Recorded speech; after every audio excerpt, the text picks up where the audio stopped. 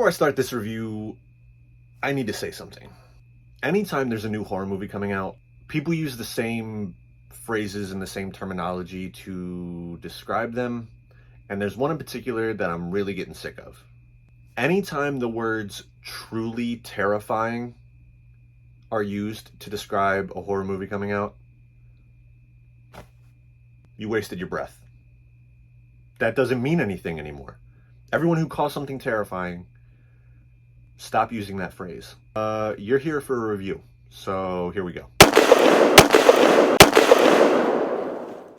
The Gray Man is a Netflix original. It's actually the most expensive Netflix film to date. This movie cost $200 million. And if I'm being quite honest, it doesn't really feel like a $200 million movie. But for starters, we are going to state the obvious, which is Ryan Gosling and Chris Evans on screen together is fireworks. I mean, there was really never a doubt, but just in case you were curious or you weren't sure, there's your reassurance. I gotta be honest, is Ryan Gosling creeping up into my favorite actors? Could he be in my top 5 soon? He's there. Or he's not there, but he's close. Whenever he's put in a role like this, where it requires action and a little bit of dramatics, but he can also let loose with the quips and the jokes and everything, it seems so effortless. The MCU is guilty of doing that and, you know, throwing a punchline in here or there, but it doesn't work for me anymore with the MCU. Ryan Gosling does it, and it feels brand new every time. You could have 3 straight hours of him just dropping dumb lines that make me laugh in the middle of an action movie. I'll buy it. The cast was alright, nothing really too impressive. The action sequences were done fantastically. They were super effective, the lighting was great, the choreography and the fight scenes was awesome. All of the aspects within that were executed very well, and that really comes to no surprise, because this was directed by the Russo brothers, and whether or not they make an A+ movie every time, you can guarantee that there's going to be some decent quality action involved. The Russo brothers are also the latest directors to take advantage of hooking a cinematic camera up to a drone. I'm on the fence right now. I don't really know if these drone shots in action movies are benefiting or kind of taken away from it. You can cover a lot more ground with them, but the fact that my brain knows that the camera is on a drone and someone's just controlling it, I don't know. I can't tell if it takes away from the movie or not. I'm kind of still split on it.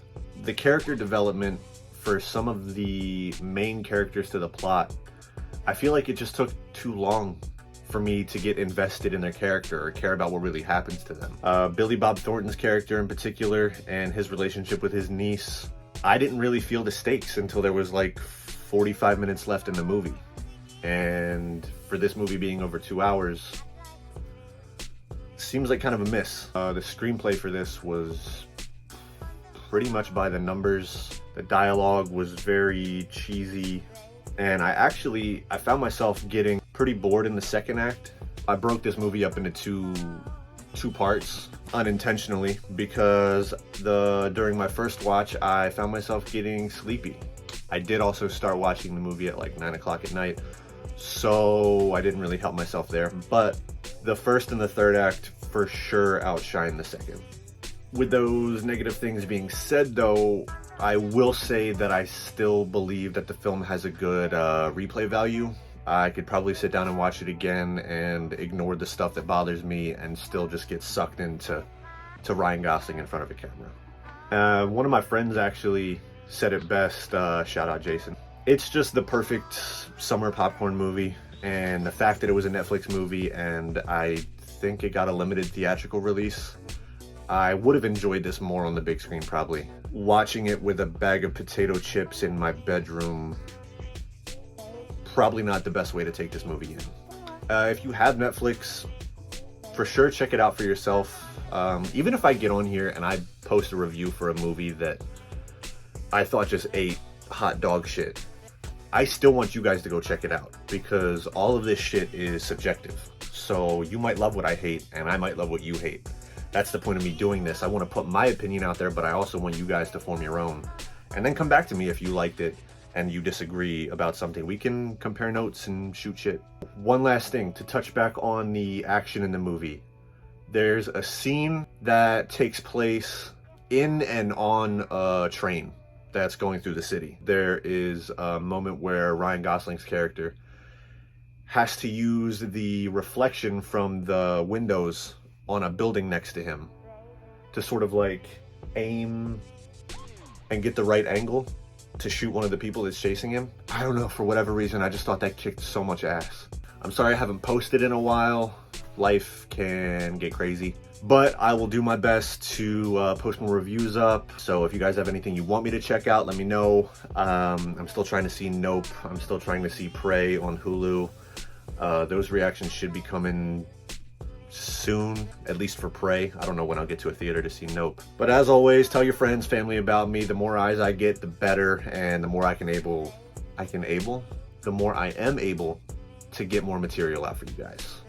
Appreciate you as always. Catch you in the next one. Peace.